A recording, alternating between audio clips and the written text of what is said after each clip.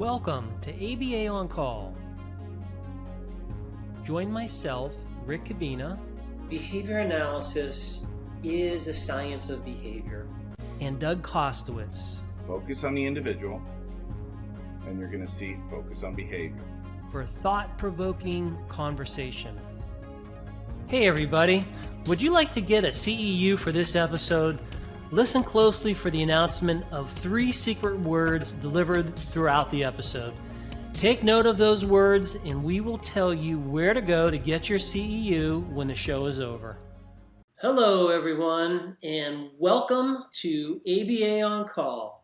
I am joined by my co-host, Dr. Doug Kostewicz, and today we are going to cover or recap or add to a presentation that we gave.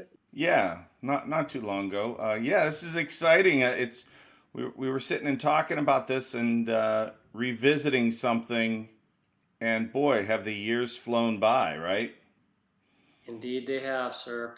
So the topic that we had a real catchy title and we made this provocative at the time because we wanted to get people in the audience. We wanted them to discuss these issues because these are things that both Doug and I, the way we do our science is in a very particular way, as all of us are, and we're all influenced by different sources, by our mentors, by the books we read, by our experiences. And there are 3 components of ABA practice that we have discussed, and we've looked at the merits of both of them. And at the time, we called it Dinosaurs of ABA, linear graphing, IOA, and interval recording, or something like that. But I know the Dinosaurs of ABA was in there.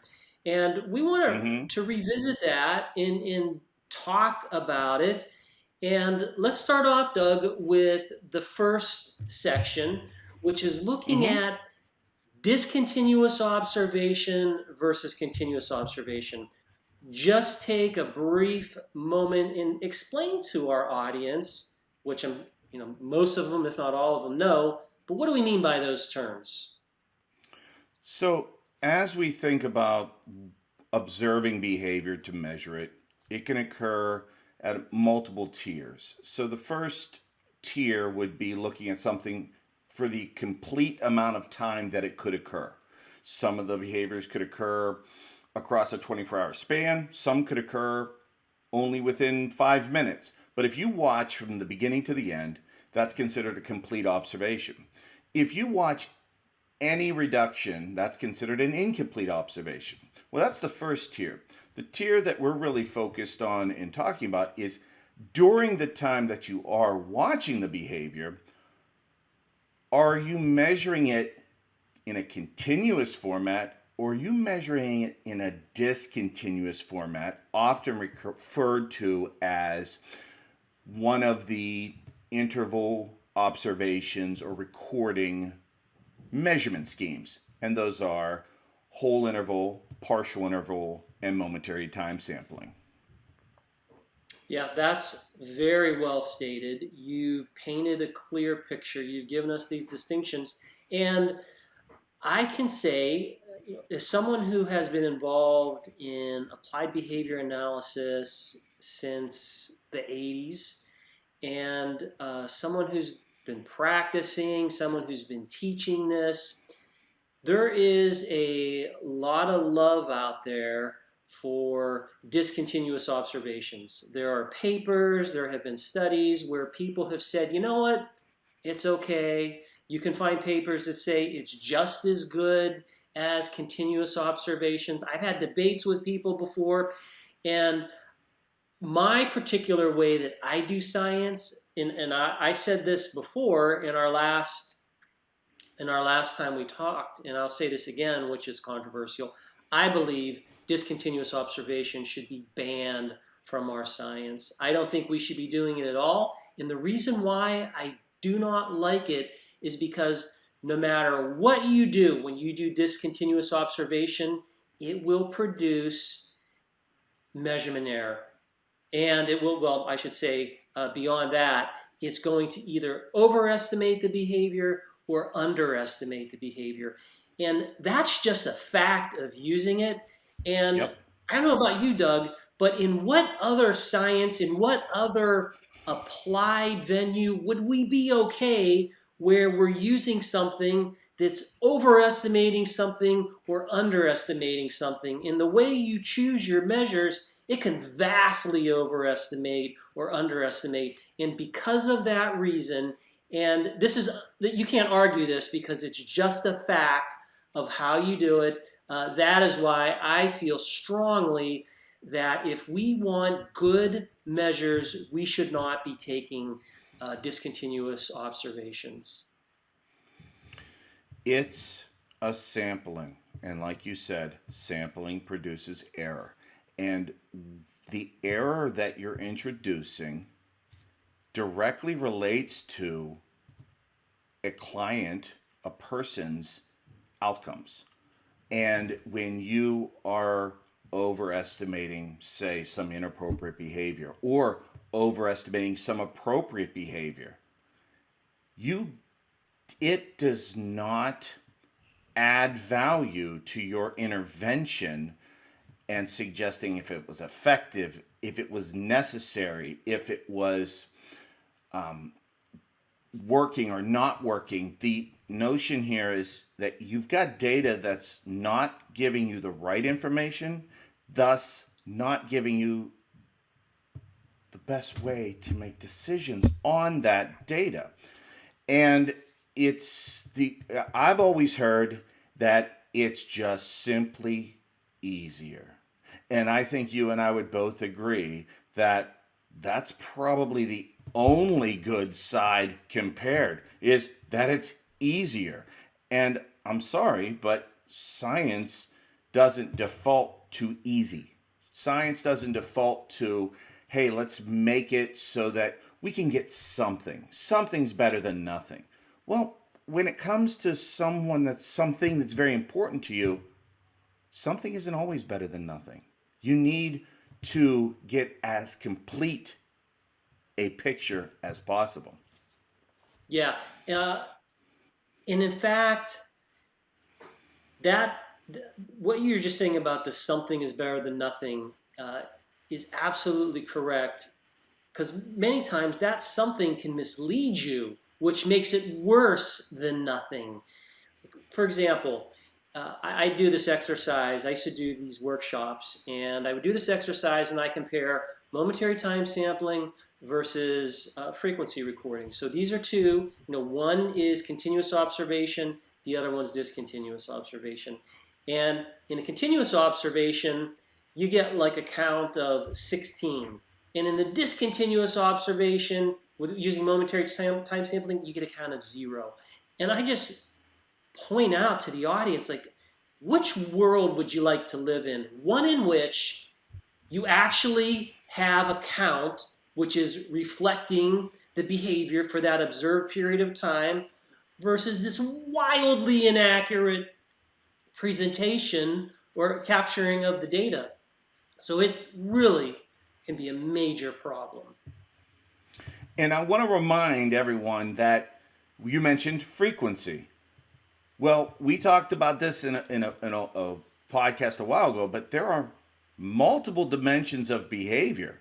And so if you've got things such as, walking around the room, and you're comparing it to measuring when the individual's in or out of the area, you could take duration as a complete or an incomplete but continuous observation, rather than percent of intervals out or in an area. So you don't have to just go to frequency. You can go to the other dimensions of behavior to get a different or better, clearer picture regarding the behavior of interest.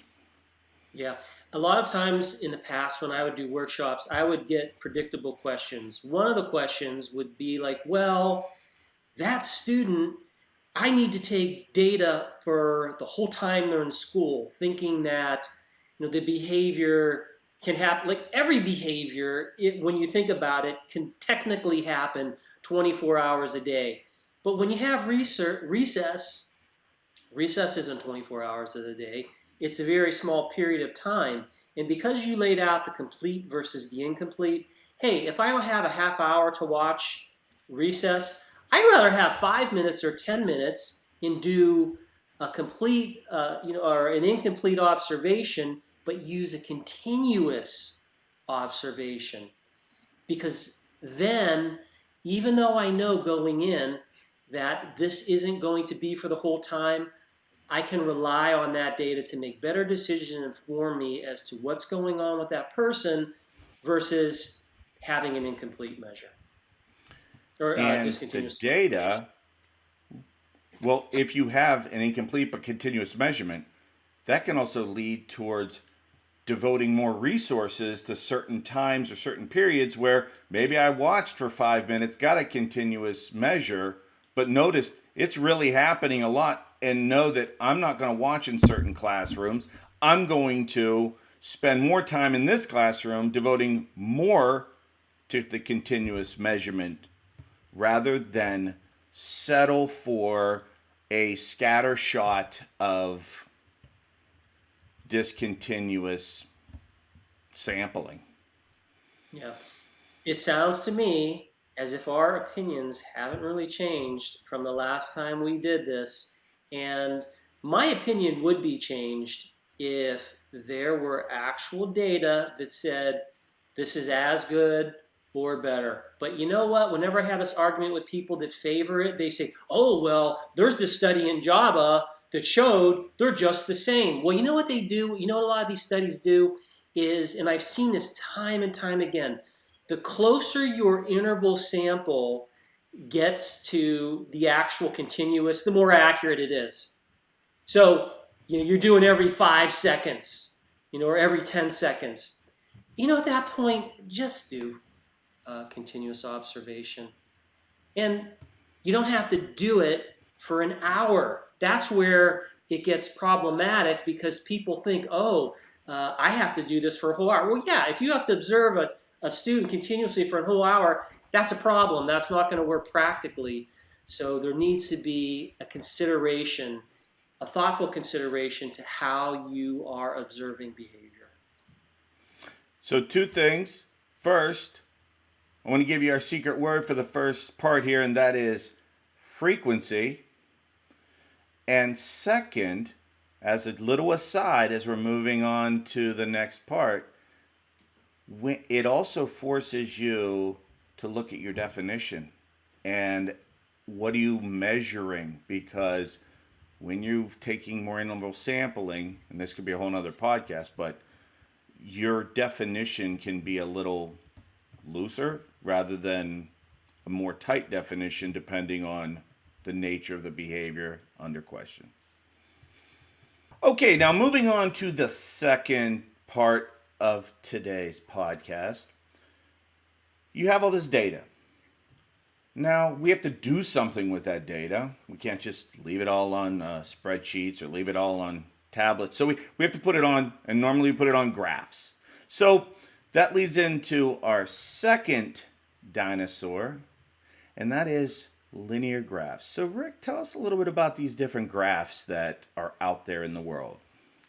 Yeah, there are 2 families of graphs you can choose from: linear graphs or ratio graphs. Linear graphs go by other names. They're called equal interval, add-subtract graphs, and that refers to the vertical and the horizontal axis. They're both scaled in equal intervals, or they're both scaled linearly, or they're both scaled, if you go up, you're adding, if you go down, you're subtracting. The other type, which is not as common, are called ratio graphs. They're also called, some people call them semi-logarithmic graphs or multiply divide. And the same thing, on the vertical axis, it goes up in equal ratios, or it goes up in a multiply way, and if you go down, it goes in a divide way. Now, with these graphs, the horizontal axis is just like the others. They do go in equal intervals of time. And there's one other thing I'd point out with graphs. These graphs, not only do you have those 2 broad families, they can be done in a non-standard way or a standard way. So think about this as, if you're visualizing this, you have four quadrants, linear graphs on the one, ratio graphs on the other, Mm-hmm. non-standard, standard. And maybe some of you have come across the standard ratio graph, which is the standard acceleration chart. But there are non-standard ratio graphs that are out there all the time. In fact, we see those quite a bit. Now, the non-standard linear graphs is the entire field. Everybody Right. makes a non-standard linear graph. And by everybody, I mean 99.99%. Very small number. And you know this, Doug, because you've done the research and you've Yep. looked at how many people use these. So the question is, does it matter which one we use? Well, it does matter. Well, first off, before we go into any of the specifics, when you use a non-standard graph, and you and I have looked at a few, you find what's called construction errors.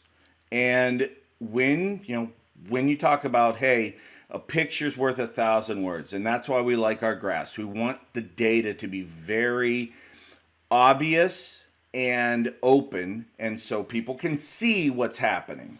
And that's visual, and that leads to visual analysis, etc., etc. However, when your visual isn't properly constructed, and the data we have is at least 80% of the graphs we looked at are not meeting critical constructions, we're not looking at the same thing. So right off the bat, when you use a non-standard graphic, which you said 99.99 repeating are linear graphs, then you're not looking at the same thing. And again, it comes back to what decisions are you making? What decisions are you sending? So there's the first problem. I'll let you talk about the second one. Yeah. Well, before we move on to that second one, I want to just make a couple more comments. You're right that, here's the nuance in the argument. We're not saying linear graphs are bad. We're just not saying that. What we are saying is bad is non-standard linear graphs, because once you embrace non-standardization, you're saying, you know what, chaos is okay. Chaos is never okay in any scientific endeavor, ever, unless you're studying chaos theory. Oh, see how I got true, that? Yeah. I like that. But when you're making these graphs, if they are completely wildly disproportionate, then as you pointed out, the whole reason why we're graphing is so that we can evaluate the data, analyze it, interpret it, and then if it's an applied setting, we're going to make decisions. If it's not an applied setting, we just stick with those other ones, and we also communicate our findings and say, here's what we've discovered. The other thing I would point out, the second reason is that the thing of the argument would be quantification versus qualification. When we use linear graphs, we are using our subjective opinions to say, I think that trend is going up moderate. I think it's a moderate trend. Same thing with variability. Right. You would say, yeah, I think that the variability is highly variable or moderately variable. Mm-hmm. And that can just never compare to numbers, Doug. It can't. And so now let me take it back a step. If we're using subjective analysis tools on a broken picture, that seems like a huge recipe for disaster, don't you think? It's a double whammy. Wow. And when you're thinking about this for making decisions for kids, or you have multiple kids and it's similar behaviors, and you're charting and the graphs aren't the same, and they're not scaled similarly, and you're trying to make decisions on some similar intervention, it feels like there's just so much room for error. Yeah, and there's the theme again. We're trying to reduce error. we're trying to understand what nature is telling us. And this is Right. how we do science. This is how, when we work with our students, we share this message so that they can go out and conduct science in a way that when they ask these experimental questions, the answer that they get back closely reflects the true reality that as it can. Now, it's never going to be Right. perfect. You're always going to have issues, but why should we start off in a place where we're putting ourselves in a compromising position? Yeah, That's I one of want the to want big to issues behind this. Gotcha. And I didn't mean to interrupt you, but one thing that was just eating at me, and I know you said, we're not making a case. We're not saying that equine are bad. It's the standardization question that's the biggest problem. But part of the allure that at least I've heard, and I don't know if you've heard this, but I've got kids who do something 100 times, and I've got kids that do something one time, but I can't put that on the graph together. I can't compare those graphs unless I can manipulate my graphs, unless I can't change those scalings so that I can make things look readable because of such disparaging number or such different numbers. Well, when you have one of the weaknesses, and there are many of a linear graph, is you get absolute performance. You can't do relative performance on that type of graph. So that it's the non-standardization, again, it's easier for me to manipulate. And we didn't even call into question Excel and the tools that are kind of perpetuated through that. But it's easier for me to kind of do what I want with this graph. It's okay, Yeah. but that's not Well, you're okay. getting at the third reason, which is the difference between a ratio view of the world and a linear view Right. of the world. And you're absolutely right. Human behavior is best put on a scale of multiply, divide versus add, subtract. And this is not saying linear graphs are bad. It's recognizing that these graphs are constructed to provide us a picture of, do we have more of something or do we have less of something? Whereas a ratio graph is designed to show us what's the rate of change. And it can Mm-hmm. show us, when it shows us do we have more or less of something, it's not giving us an absolute view, it's giving us a relative view, which means where you started matters. If you can do things 6 times and then you go to 12, you've just doubled your performance. Whereas if I'm on a linear view, I'm just going to say, oh, you have 6 more. And then what happens is you think 6 more is somehow equivalent, but because you don't understand the math, well, you may understand the math, but the chart's not showing you the math. Right. That 6 more could be insignificant. If you have 1,000 and then you go to 1,006, who cares? That's absolutely Right. such a minor, that's less than a percent change. And that's where these graphs speak to us and can help us move forward incredibly as a science. So I'm going to end with two on this part again, just like the first part. First, I'm going to give you the word for today, and the word is ratio. And for this part, and thinking back to that first section where we're talking about recording percent of intervals, those kind of perpetuate being able to put on a equal interval because you've 0 to 100%.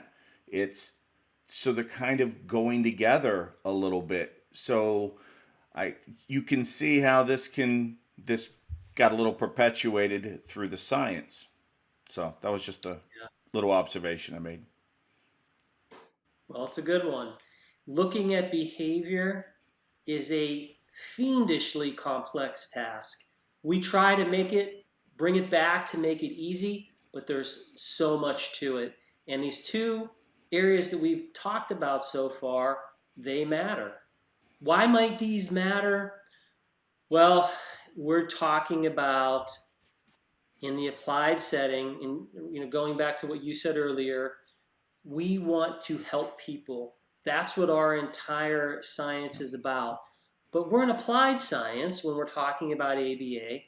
And when we do research, we want to understand if what we're doing reaches the point where we can trust the data. And we talk about trusting the data. We have systems for understanding what we did, how does it reflect our measures. And we can compare that in two ways, IOA versus accuracy. And you have one of the best papers I've seen out there on this. So why don't you give us a brief description of what's the difference between IOA, inter-observer accuracy, versus this thing just called accuracy? Right.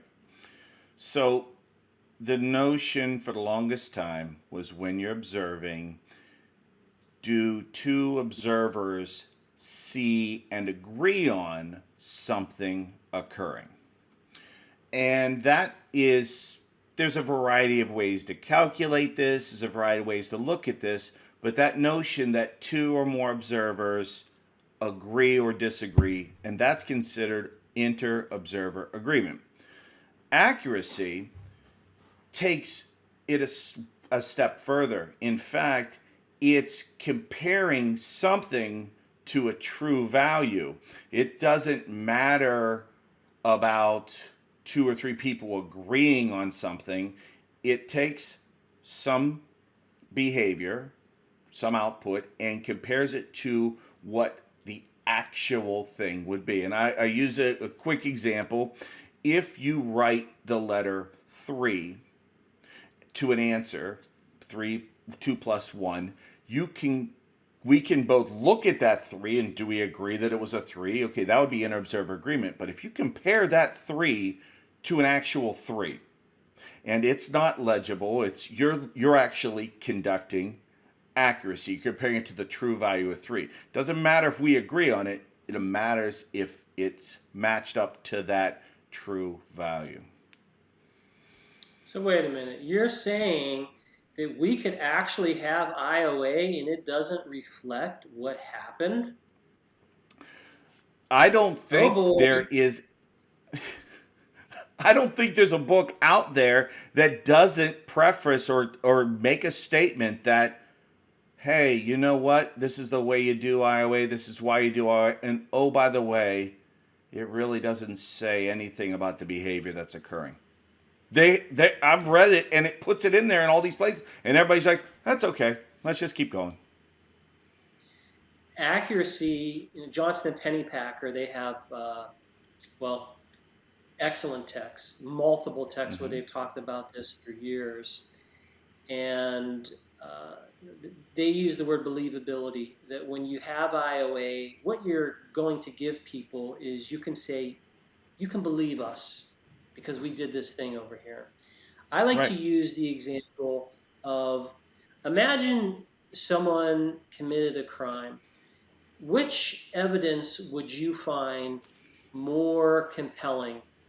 Two people who said, you know what, we saw that person do it, that person's guilty.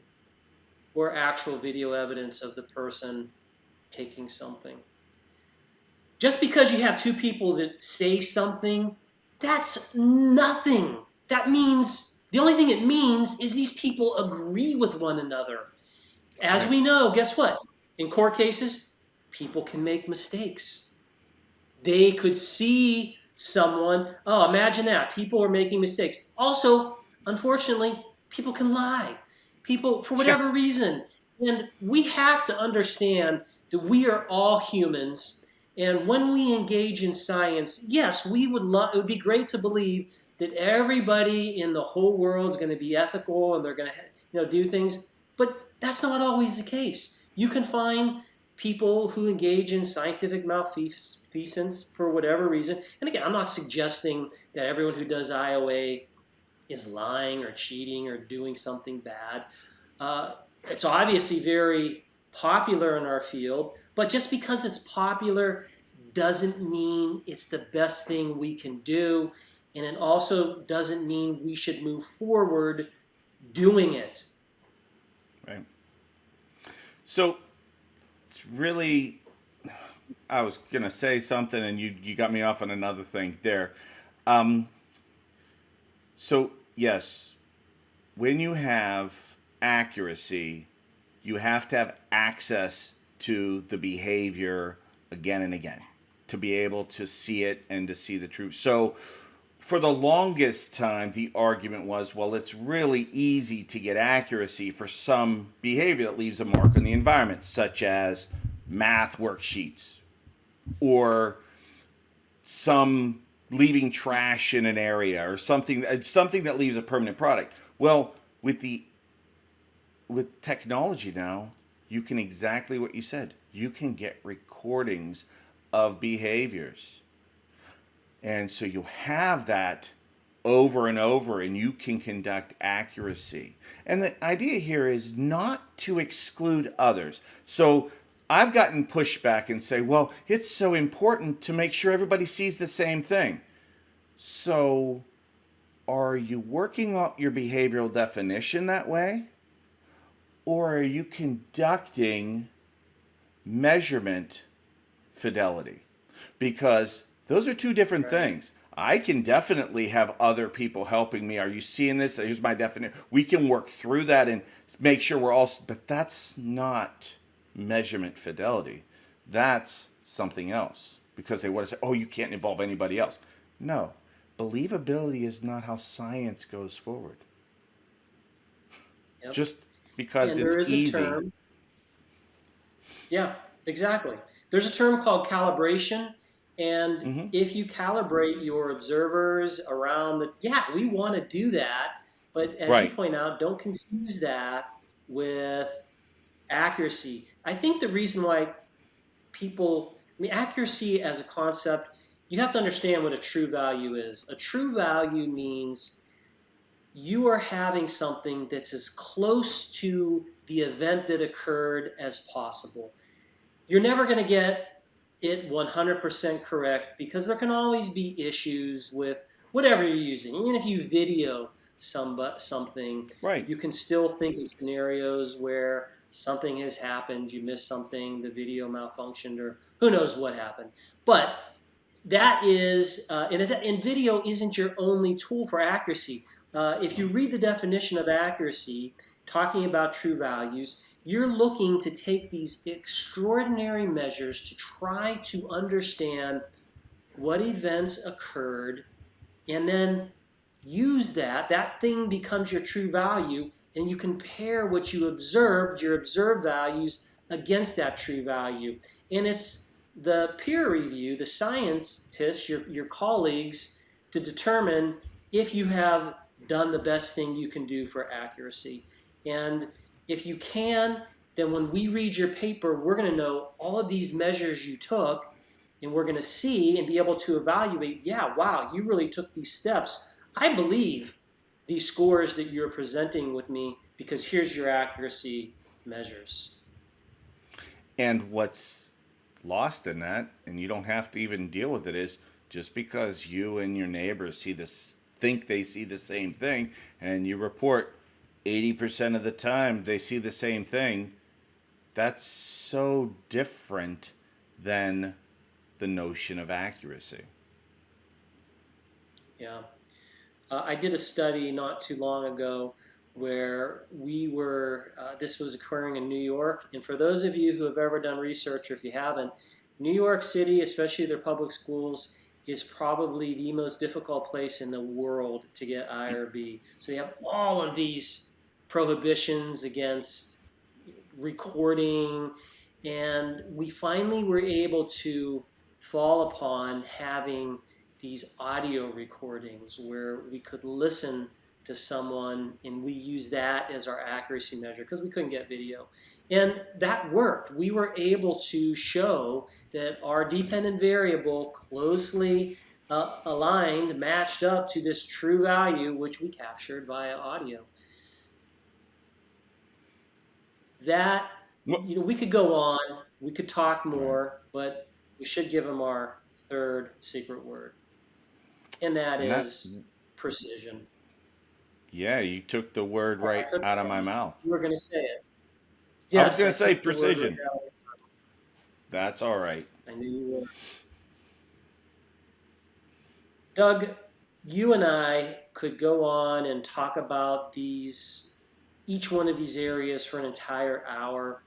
We talk about them because we really care about the science. And the reason why we care about the science is because we realize that this science is being applied to people.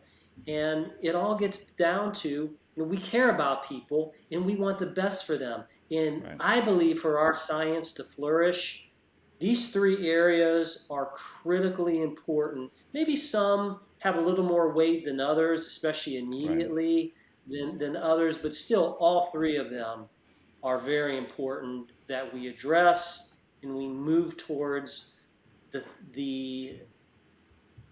the components that are going to help us do the best science that we can. And I think, the takeaway here is if you're practicing or doing research, explore your reasoning for doing interval recording or equal interval charts. Why, what is this going to gain you? Do you want to be more precise? What could that be? If you're in the practical field, perhaps you can ask for these things if you're working with behavior analysts to say, hey, what kind of data are you presenting? Why are you using interval rather than frequency, or continuous versus, or incomplete versus complete, etc. So I think it's just, we can start somewhere. And I think these are dinosaurs. We talked about them a few years ago. They're still there. They're still dinosaurs. And they still can be maybe moving away from these. Think so? Well stated, Doug. Let me Great. all thank you for listening to our show. We love that you rate us. We see those ratings. If you haven't rated us yet, whatever podcast you're listening to, please give us a rating, give us some stars. That helps with the algorithm. We would like this to get out to more people, and rating helps us. And as we've said before, if you would like to ask us a question about any topic, feel free to send us an email. That will be in the show notes. And as usual, I thank you all for joining us on ABA On Call. Thanks for watching this episode of ABA On Call. To get your CEU, follow the link and instructions below the video. You can enjoy the program again there, or you can go straight to the attendance verification quiz. Just enter the secret words and pay the CEU fee to generate your certificate.